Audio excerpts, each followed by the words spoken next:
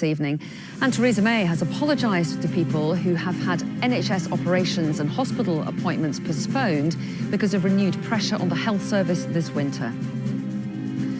John Warboys, the London cab driver who was jailed indefinitely in 2009, is set to be released. He was convicted of 19 rapes and sexual assaults, but is suspected of carrying out more than 100 attacks.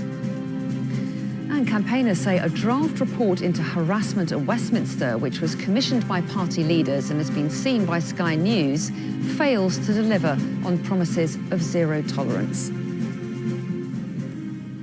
Hello there, you're watching the Press Preview, our first look at what's on the front pages as they arrive. Over the next half an hour, we're going to be seeing what's making the headlines with The Observer's chief leader writer, Sonia Sodha, and the political journalist, Isabel Oakeshott. So hello to both of you. So let's take a look then at what's on those front pages. And The Times reports on an explosive new book about President Trump that includes questions and claims about his fitness to govern. The Metro leads on President Trump's legal bid to stop the book being published.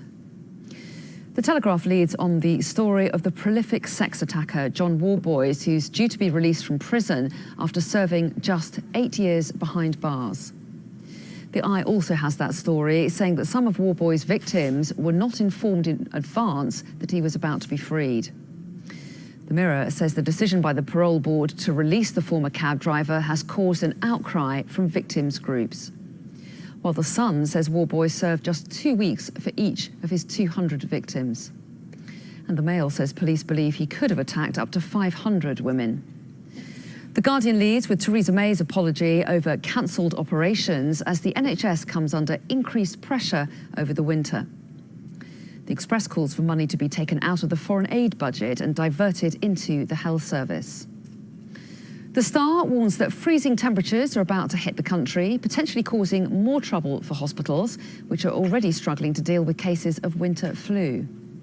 And the Financial Times has a report on computer security, with experts warning companies to replace their IT systems to prevent hackers taking advantage of a technical flaw. So let's chat through some of those stories now with Sonia Sodha and Isabel Oakeshott. And it's to Donald Trump that we're going to turn our attention first of all. There's the Metro's front page story with the headline, "Keep Your Hair On." He's not a happy man. He's definitely not keeping his hair on, is he? Either in the Arctic weather conditions or in the light of this amazing book, which is absolutely, everybody is talking about it. And, you know, some of the claims that are coming out are quite extraordinary. And I think what a number of the papers are leading on is this suggestion from sources who've worked closely with Trump that he's not actually fit for office. And there is a mechanism under the American Constitution to remove presidents who are deemed to be unable to carry out their duties, as rightly there should be a mechanism. And, you know, obviously that's got everybody talking as to whether that is a fair or not a fair claim. And that's sort of amongst many other sort of more lurid claims that are coming out about him. You've been reading up on some of the detail, haven't you? Yeah, well, some of the details are just incredible. So the book goes into the detail of the fact that Donald Trump and Melania Trump are two of the first kind of president and white lady sort of couple. White lady? First lady. Rather, White House and First Lady, getting them mixed up.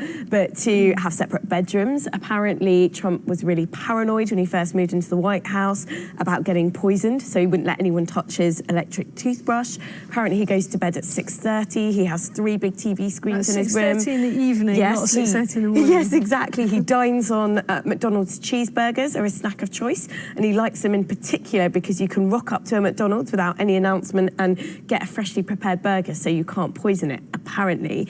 There were also allegations in the book about what Ivanka says about Trump's method for dyeing his hair and why it sort of takes that orange yellowy tone. Apparently it's because he doesn't leave his Just for Men hair dye on long enough. So, I mean, some of these are the more trivial things, but these are the things in which these types of books, you know, they do capture the imagination, absolutely. Don't they? And, you know, it's fascinating that Trump is now trying to stop the publication of the book. It all feels a little bit after the horse has bolted, doesn't it? Well, that's right. In fact, the publishers of tonight said they're going to bring the publication forward. Right. It was due to be published next Tuesday. They now want to publish it tomorrow. He's doing their job for them, really, in terms of publicity. Point of view, you know, an attempt to block your book, nothing could be better, because, you know, you then get all the publicity around the legal attempt to block it.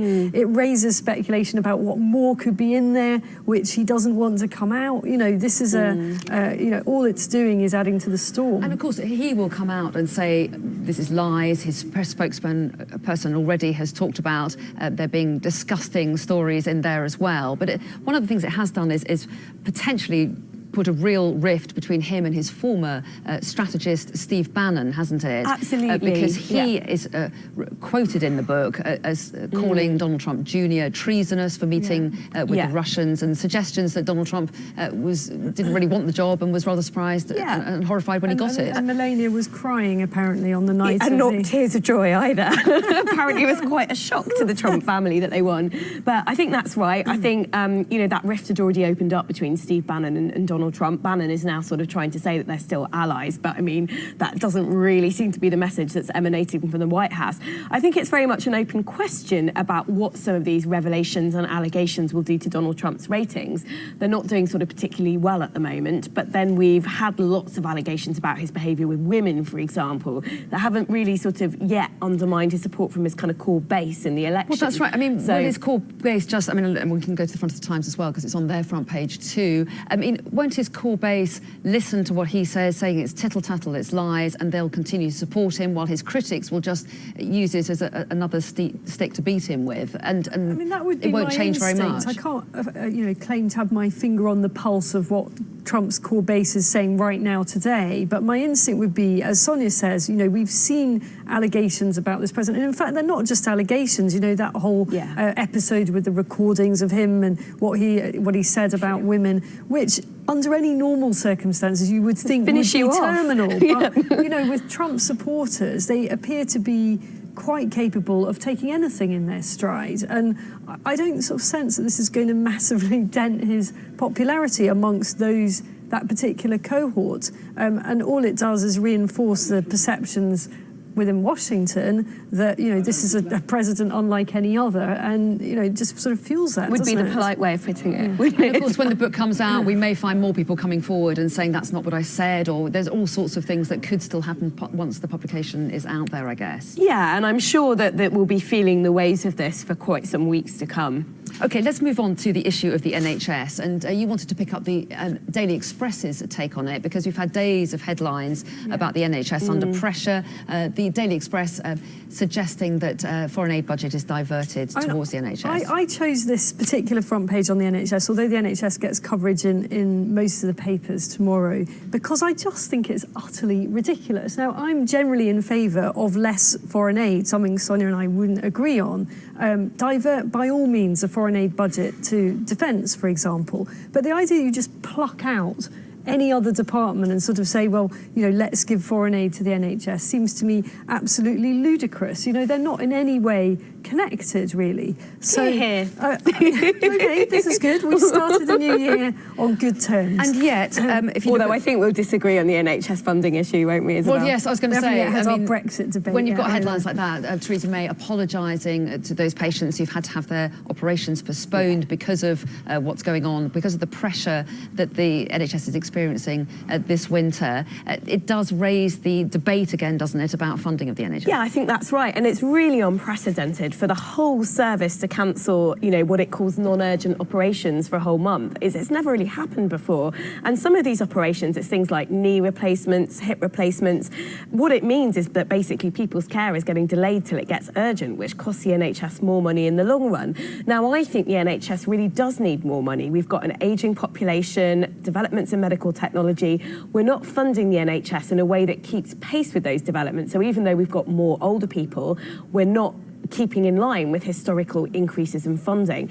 And actually, international evidence from the Commonwealth Fund suggests that our NHS is an incredibly efficient system when you compare it to other systems like the US and Germany, where there's much more reliance on private medical insurance. And so, the NHS is, in my view, being starved of cash and deserve more funding. And it's not just me who says that, it's former Conservative health secretaries like Stephen Dorrell. That was a very impressive, long speech by Sonia about why the NHS needs more money. And you know what? I'm actually going to spare you a long rant about why it's all very inefficient and so on and so forth. What I'd like to talk about is the politics of Theresa May apologising, which is actually quite a big thing for a Prime Minister to do, to go into a hospital, as she did, and, you know, to say those words, "I'm sorry." It's quite unusual. And what I think that shows is that she has learnt the lessons, for example, from Grenfell, where she wasn't seen to get out there amongst the people that were affected, and she didn't say sorry, and she didn't sound like she really cared that much, which I'm sure she did care, but she didn't express it. So I think that shows real progress for her. And interesting, because Jeremy Hunt apologised earlier in the week as well. We do only have about a minute, but there is another important story that's on the front of a number of the papers. Here's the Eye's take on it. Outrage of release of black cab racist. This is John Warboys, who we understand is to be released. Well, I think a lot of people will read this story and feel that something is very wrong. He's been prosecuted for rape, for drugging women on more than one count, and yet he's only served 8 years, 10 years if you include the time that he served when he was waiting for trial. And it's a very sort of complicated matter in terms of what's gone on behind the scenes in the legal system to allow this man's release. And there's a lot to dissect, there's a lot we don't know. But you know, as a woman sort of reading this, you feel extremely concerned. You don't feel like his release is going to be something that gives people confidence in the criminal justice system. And yet the parole board have clearly assessed that he's not a danger to women, which is why he's being released. You know, and then there's a debate about should he be released just because he isn't a danger to women, or what about the message that sends, and what about punishment as by way of a principle of the thing, and is that actually enough of a tally, you know, for the number of crimes he committed, how many weeks did he serve for each? So I think it's quite a nuanced thing, that. Okay, and there's the Sun's front page, for example. That's not justice, they call it, and a very similar tone for the Daily Mirror as well. It's on a lot of those front pages. But we must take a break now. Plenty of other stories to get our teeth into after the break, including Get Me to the Church on Time, or else we'll tell you about one church where brides are being fined for turning up late. That's coming up.